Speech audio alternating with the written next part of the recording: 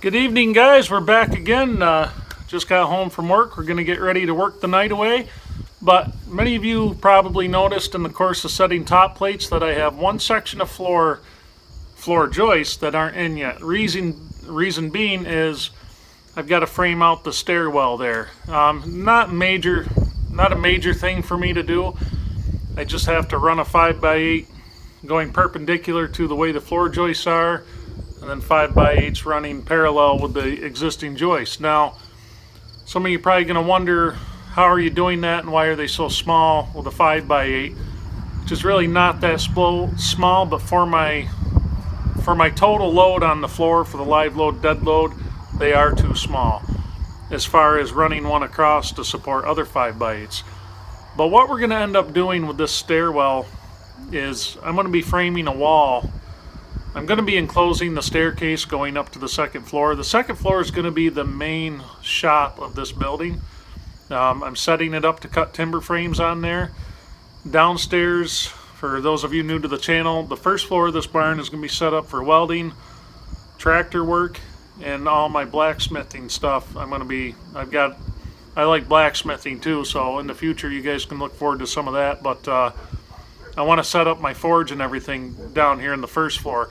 I kind of want to keep all the mechanical stuff separate from the woodworking stuff. What I found out, what I learned over the years, and a lot of you probably already know it, you can't really mix woodworking with motor oil, chainsaws, stuff like that. My little shop I've had was a do-it-all shop, and it shows. Whenever I work on chainsaws, all the woodwork, it's covered in chainsaw oil and grease.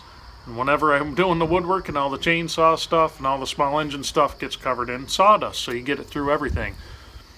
So that's the reason there's going to be a separation between the wood shop and timber shop versus all the metal stuff.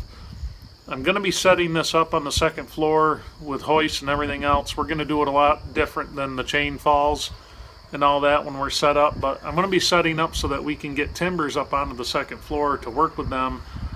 So basically, we're putting a timber framing shop / wood shop up above. Everything else is going to go down below.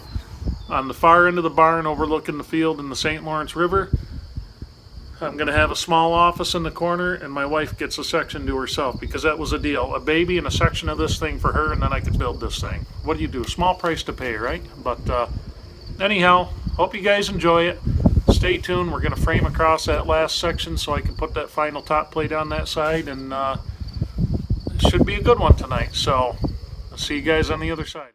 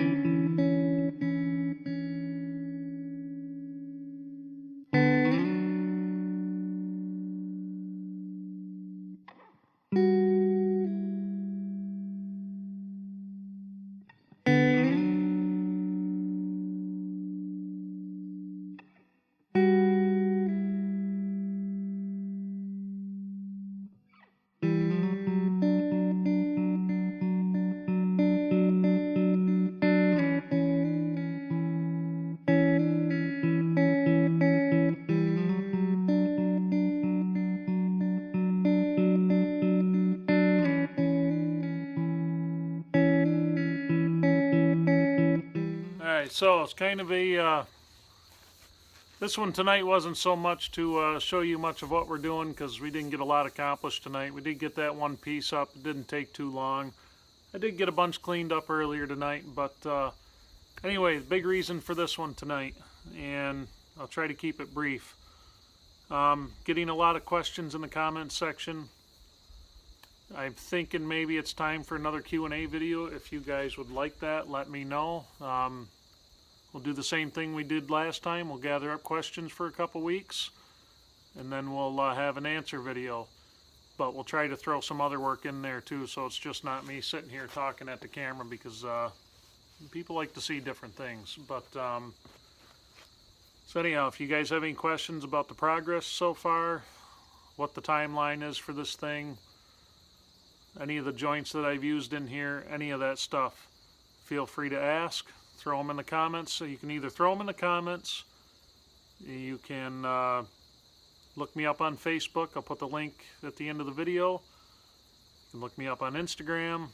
I don't know how that works, but anyhow, any facet, or you can go to tradesmanoffgrid.com and put your questions there, and I'll get those directly emailed to me. Whatever you guys want to do. But if you have questions, I think we're at a good point in the project where maybe it's time for another Q&A video. So on another note, I want to thank you guys who tune in to every one of these, and even those who are tuning in for the first time. It's very much appreciated. You guys, you're helping me out a couple ways with this project, a lot more than you know. Every time you guys watch one of these videos, you put me another little step closer to helping get this project finished. I ran out of money for this thing quite a while ago, so you know what views I do get, things like that, that goes into building materials. That's actually going to that's going to pay for the rest of the roof of what I've made off of the video so far. So I really appreciate it, guys. But I also don't want you guys thinking that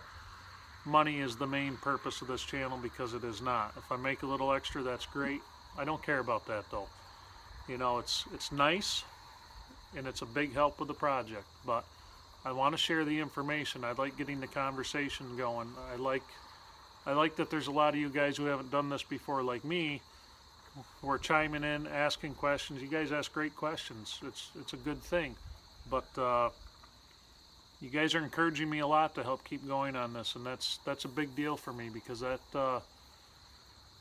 really, you know, moral support is a biggie, you know, when you're into something like this. I've said it before, you know, you guys are really, the support and everything's been awesome. I really appreciate it. You know, my regulars who tune in and chime in on every single video, I love you guys, you know, not in a weirdo kind of a way, but you know, it's neat. We're getting to know each other. It's a neat thing. I'm pretty sure this week a viewer's stopping up. He's on a trip up here from his home state, and he happened to be coming to my neck of the woods and asked if it was okay to stop. Looking forward to meeting him in person. But so anyway, I'm rambling on. I say that a lot, don't I? So also, to explain a little better what we're doing with that stairwell there, what I did for the pockets and what I did for the reduction, that is not a typical practice the way I did it. Those pockets are very shallow. They're only 1.25 inches. I know the Timber Frame Guild engineers are toying around. I think I read somewhere that they're looking to make it approved so that a 1-inch housing for a joist pocket is acceptable, but I don't think it's acceptable personally. I like to see a 2-inch pocket if I can, but these are shallow pockets, and plus they're not very deep. So they're in 1.25 inches, but they're only 4 inches high, which that means I'm cutting that floor joist halfway up it, right smack in the middle, and then, you know, for the reduction, and then we have our piece of the joist that fits into the pocket. That's not enough meat to support a heavy load on this floor. And remember what I've said to you guys before, when you're cutting joists and you're making reductions, you have to slope that cut so that you get a good spot right there for that joint to fail, because where that meets right there, especially right in the middle of the damn thing, I could split that out real easy. So You guys are wondering why would I build it like that? It seems kind of counterintuitive the way it seems to go against what I've told you guys. Pardon me. The only reason I'm building it like that is because there's going to be a load-bearing wall under that section all the way down to the floor. I want the stairwell enclosed. I'm going to be insulating it and all that. It's going to be a pressure-treated plates on the floor, Tapconned in, and we're actually going to have a stud wall going up it. When we finish it off, though, it'll look just like the rest of the barn does. But that's why I'm doing it. That's how I'm getting away with it. So in case you guys were curious, you know, but if you're doing that and there's going to be no support under that, don't build it like that. That's not proper for that to be freestanding. I just want that. I really want to stress that. That is totally not proper to have no support underneath that. So right now, I just needed to get it up there so I can get the rest of those joists in.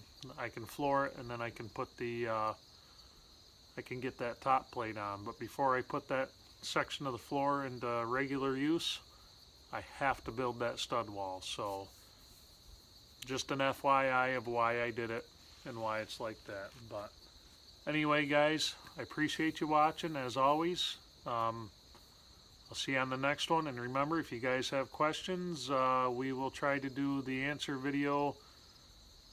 So if you have questions, any way you want to leave them, like I said, website, Facebook, Instagram, right here in the comments section, you know. I just don't want you guys to think that this is just a drive to get a bunch of comments. So you comment wherever you feel like it. I want to share the information. I want to share what I've learned, and whatever I don't know the answer to, I'll look it up for you guys. So send them in. Let's see if we can have another Q&A video. There's a lot more viewers now than there were when we did the last one. So anyway, thank you guys. I'll catch you on the next one.